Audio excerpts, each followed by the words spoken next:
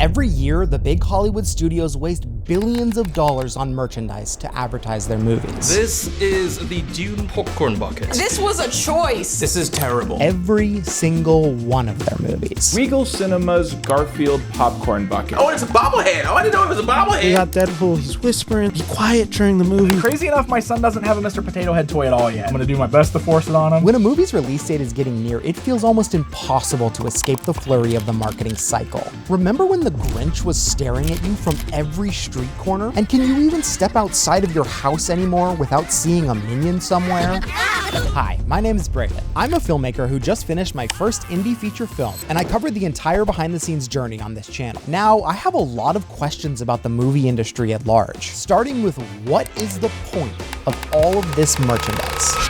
Well, let's back up first. If you don't know what a 100-year-old Wookiee is, chances are you're going to find out. 1977, Star Wars premieres at the Chinese theater to an audience of hundreds. Before making the movie, George Lucas was offered a salary of $500,000. But Lucas had another idea. He strategically offered to lower his salary down to $150,000, as long as he maintained the merchandise and sequel rights. Lucas had a feeling that Star Wars would change merchandise forever, and he definitely wasn't wrong. An industry exploded. Fast forward to today, and that level of merchandising is just the norm, with more products and promo material being made for every single movie release than you could ever imagine. Where the hell does all this stuff end up? This is my brother Evan. He and I partnered on making our first feature film together, and he had some knowledge about merchandising in the film industry that I wanted to ask him about. Should we clap on 3? Yeah, 1, 2, 3. So in the summer of 2018, I was a creative advertising intern for Paramount Pictures. This is the department responsible for creating promo trailers, billboards, posters, and any other merch you can think of for all the movies under the Paramount umbrella. The most recent project they had released was Sherlock Gnomes, which was a weird Sherlock Holmes inspired sequel to Romeo and Juliet. The kidnapped gnomes are in the museum and seconds away from being smashed. Yeah, even explaining the context doesn't make any sense. But they had so much merchandise for Sherlock Gnomes just scattered around the office. Hundreds and hundreds of little figurines of the gnomes. I think a lot of it they were going to sell in stores or they were going to hand out at premieres, but a lot of it they just had. There was no plan for it. It was such a boring internship that one of the things we did to pass the time is we'd gather all these little Sherlock Gnomes figurines and do like trick shots into the trash can. A lot of times they would miss and just shatter on the ground. Literally in front of everyone, we were just throwing them in the trash and no one cared. Congratulations. And that was just a very like metaphorical, like we're literally throwing your product in the trash and everyone's just staring at us and not doing anything and not even noticing. What is the point? Where are we going with any of this? There's always these giant poster boxes. And I asked one of the executive assistants, I'm like, so what are these poster boxes? Like, do you want me to do anything with these? And they're like, oh no, that's just a bunch of Sherlock Gnomes posters.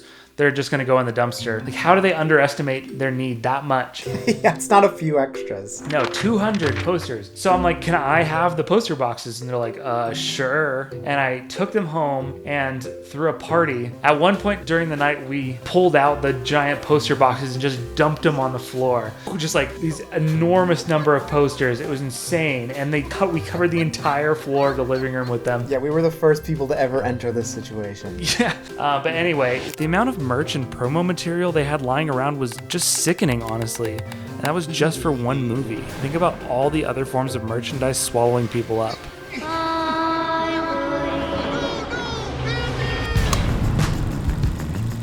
Star Wars is everywhere. Look, I'll be honest, I am no stranger to merch collecting. When I was younger, I would search far and wide for the newly released Star Wars The Black Series action figures. It started off as a fun hobby and I still miss it sometimes, but it got to the point where I was just way too caught up in it. I would even buy figures of characters I didn't even like, from movies I didn't even like. What was I doing? They had no emotional weight to me. I feel like I just needed my next hit. I just saw the new Beetlejuice movie the other week, and I was talking to someone who bought one of the popcorn buckets. buckets. They mentioned how most people use them once and then get rid of them, but they decided to buy it because they were planning on repurposing it as a candy bucket for Halloween. And this interaction kind of gave me some clarity on the whole idea of waste, especially in regards to my old action figures. I did end up donating or selling all of them, but I'm really glad I was able to rehome them. I was even able to give some of the toys to my mom to display in her classroom for her elementary school students. There were a lot of times where I wanted to just throw them all away, but I got what I needed out of them and was able to find them another place to live.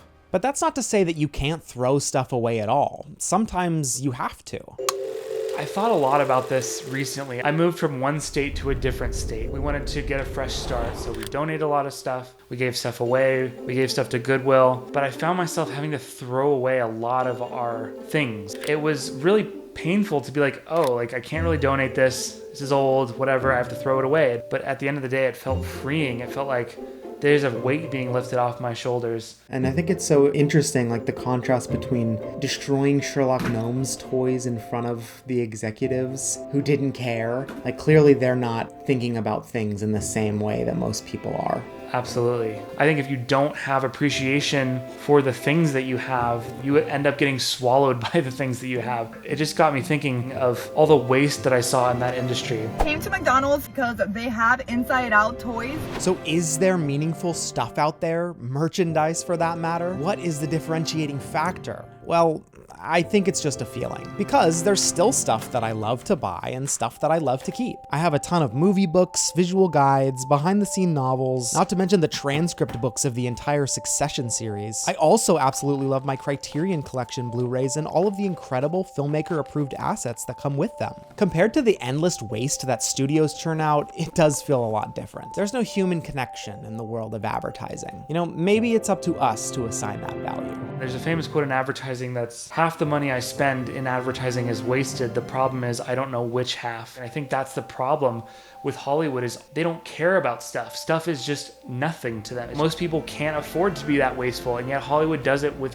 you know, a smile on their face. Why not pour that money into like paying filmmakers or investing in new stories or better special effects? I think that could help Hollywood a lot if it's like more attention is paid to what will work and why, and will this be useful, or is this just going to be putting more stuff into a landfill for no reason? So, do we need all of the stuff that we have?